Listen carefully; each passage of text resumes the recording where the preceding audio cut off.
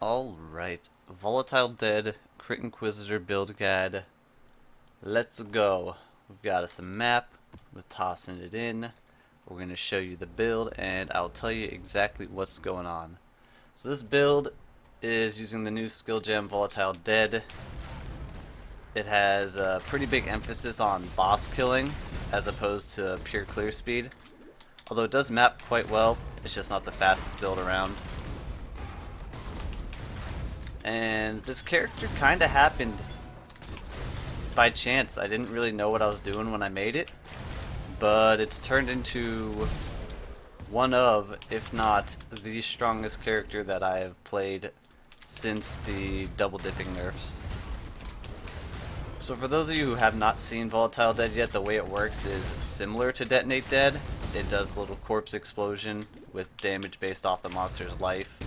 But then in addition, it creates these little volatile balls that seek out enemies and pop another explosion that deals pretty massive damage. So as you can see with all these balls flying around at once, the burst damage can get pretty high. And the sustained DPS ain't too shabby either.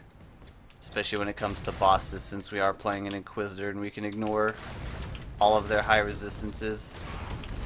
And the clear speed's okay once you, if you're able to chain off of packed corpses instead of needing to keep creating them on your own. It's also pretty safe if you really want to play it slow, since you can kinda off-screen monsters by just spamming your orbs and seeing what they go after.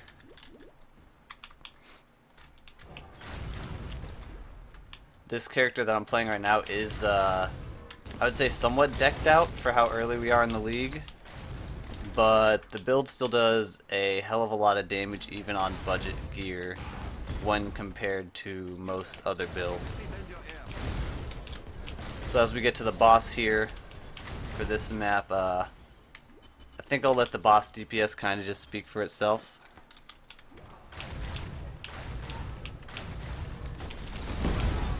And he's gone. Alright, so let's show exactly what is making this build do what it's doing. To start off with, we've got the gear. Pull up Fancy Boy Gears sheet. Now this shows pretty much in order priorities of what you want on each item, and then in red it's going to show unique items that you want. And there's not actually any required uniques, although I tagged the Essence Worm as a required unique item because it's pretty much the first thing you're going to want to buy, and it lets you run Anger without any mana, which is really important as a Mind Over Matter build. So you can see the Essence Worm right there. Free aura, good stuff. Other than that, most of your armor slots you're just looking for the normal life mana res. Weapon slots you're looking for crit stats because we are a crit build. Same for the shield, and then for the belt you want to get, if you are playing this on Abyss, you want the new Stygian belts because those Abyss sockets are very powerful. And ideally, what you actually want is the new unique belt with 2 sockets and then 50% increased socket power, so it's kind of like the power of 3 Abyss sockets, and combined with all the flat damage and crit stats and all that on the new jewels, you can get a hell of a lot of DPS out of your belt even as a caster. Aside from that, the other uniques to look out for: Carcass Jack makes a great body armor. They're getting pretty cheap, not too expensive. Has, you know, okay life, a lot of damage, some AoE. Just pretty good basic stats. Alternatively, very end game, you could exchange that for one of the new Shaper body armors that can roll level to active gems as well as base crit, although I feel those will be really expensive, so that's not really going to be an option for most people. And then on the weapon, we've got Doriani's Catalyst. I don't know if it's actually best in slot. If it's not, it's very close because it has huge elemental damage as opposed to spell damage. Since spell damage doesn't actually scale the initial body explosion, it only scales the orbs. But the elemental damage scales both, which is really nice, especially for map clearing where you can kill a pack just by exploding the corpses under them, and then the orbs are able to chase the next pack instead. And it's got crit, it's got leech, it's got good stats that you want. But yeah, I'll have a link to this base gear thing in the description along with the other couple images I pull up here if anybody wants to just check them out on their own while they're playing the character. And then for the flasks, we've got pretty normal stuff. Quicksilver, Adrenaline, Diamond Flask, Basalt Flask, a Life Pot, and a Mana Pot. You can replace the Mana Potion if you really don't want to run one, assuming you get a pair of Leech Boots, because those will give you some Mana Leech, but against bosses that may not die right away, having that Mana Potion is going to feel really, really good. So off from the gear, onto the gems. Now there's been a lot of talk about what exactly are the best gems. I don't know for sure if these are the best, but they've worked really well for me, and this is what I would recommend. The ones, you know, helmets, boots, gloves, whatever, as long as it's the same number of sockets, you can change them around wherever you want them to go. But you've got your shield charge, normal setup.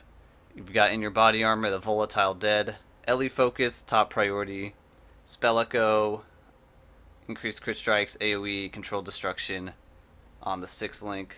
Now, some people don't run Spell Echo. A lot of people have been trying out with Spell Cascade. I personally don't care for it. One, because you don't really get as good of a pinpoint accuracy on your casts. And then two, Spell Echo is actually really nice, because if you get once you get to some good damage, and you can pop a pack of mobs with like the initial explosion, you can actually pop them on the first cast and they die, and then the echo repeats and pops the corpses that you just created, and it works really, really well to help your clear speed. And then it also helps for faster stacking of extra orbs on the bosses. But then in the gloves, Desecrate setup, Spell Cascade, which lets you make 15 corpses at once, which is the max for Desecrate. Arcane Surge, you want it leveled to just enough to where it's basically equal to or less than the cost of your Desecrate, so it's proccing every cast, and then faster casting. And in the helmet, this is where some things change. Some people have been running Cremation on their builds. I don't think it's worth it.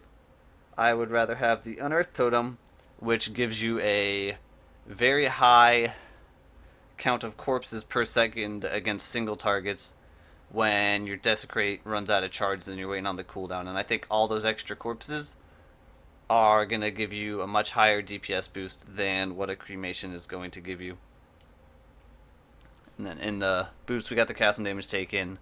In the shield, we've got the Orb of Storms, power charge on crit to get our charges. And then also the Orb of Storms lets us apply like an ignite to a mob, so that some of our Inquisitor stuff will kick in. That'll go over in a minute on the passive tree.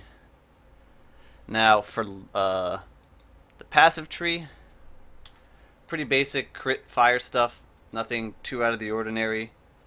If you played a crit Flame Blast build in the past on an Inquisitor, it probably looked almost exactly like this. You go out for your LE damage, your area damage, snag the jewel sockets you can. We are mind over matter, so you want to grab that. And then just kind of life and crit, and life, and crit, and life, and crit. Travel through Witch, and then eventually you get to Shadow. Now while you're leveling, you're not going to be crit. It's not really worth it, I would say, until you can pick up Doomcast plus Annihilation plus like Assassination. Once you can start picking up all of those, that's when you're going to want to really make the swap over to crit, and it'll be worth the investment. So leveling, you'll just do fire damage and life and all that. And I will put a couple different trees in the description for various leveling points. But for the Inquisitor trees, we've got Instruments of Virtue, Righteous Providence, Inevitable Judgment, and Augury of Penitence. And that is the order you want to take them. You want Instruments first, then you want to travel down the crit nodes, and then get Augury last. And Righteous Providence is the one I mentioned for the Orb of Storms. Since the Orb of Storms can inflict something like an Ignite where your Volatile can't, that lets you swap the crit chance into crit multi against whatever mobs you hit with that, and the crit multi is generally going to be a hefty DPS boost against bosses. And for the bandits, you're going to want to help Alira for the res and the crit multi, and then the mana regen is nice earlier on. If you get to the point where you've got like some really good endgame gear and you actually don't need the res anymore from Alira, and she's kind of only giving you the crit multi, you can drop her for the 2 passive points, but I've made it to level 93. I'm still helping Alira. It's still working pretty well, so I'm okay with it. Alright, so to the leveling for the build. You can level with Volatile pretty early on. There's a couple different points where you can switch to it. Or if you really just want to level with something easy that you know, and you're familiar with like Firestorm leveling, you can level with Firestorm all the way up to level 60 or 70 or whenever you want to make the switch. But if you want to try to switch to Volatile while you're doing your leveling, here's how I would recommend doing it. So this has all the gems you want to get while you're leveling. Not necessarily every gem at every level is going to be used right away. For example, level 4 shows an Orb of Storms. You're probably not going to want to use that until later on when you would grab like Elemental Overload, since you're not crit right away. But this shows all the gems, when to use what. And what I would recommend is basically playing Firestorm until about until level 38, when you can get Spell Echo and you can get increased AoE for the Volatile. That's when I think with Echo it really starts to feel a lot smoother playing the build or playing the skill. However, you can switch earlier if you really want to. I would not switch before level 16 because that's when you get Desecrate. Doing it from level 12 would probably feel pretty awful without being able to really make your own corpses very efficiently. And alternatively, you can also just play Firestorm, but swap in Volatile for bosses if you have something like a Tabula, where you can just switch the gems around regardless of the color. But yeah, I think that about covers the gems. Act 6, you're going to want to grab some of the ones that you couldn't get before or you didn't need before. And then, so in addition to all of this, I will put a couple of leveling trees in the description. You mostly want to grab all the same stuff, minus crit nodes early, and you want to get LE Overload. So I'll put a tree in for level 38, which is when you would switch to Volatile, and then probably another tree for about level 60 when you're gonna start swapping over to crit from non-crit. And I think that about covers the build. It's been a lot of fun playing it. I've taken out all the Guardians, I've taken out the Elder in up to red tier already, and I feel like there's still a lot to do with it. So I hope you guys enjoyed the guide. Let me know if you have any questions about something I didn't go over or otherwise. Thanks for watching, and I'll see you all next time.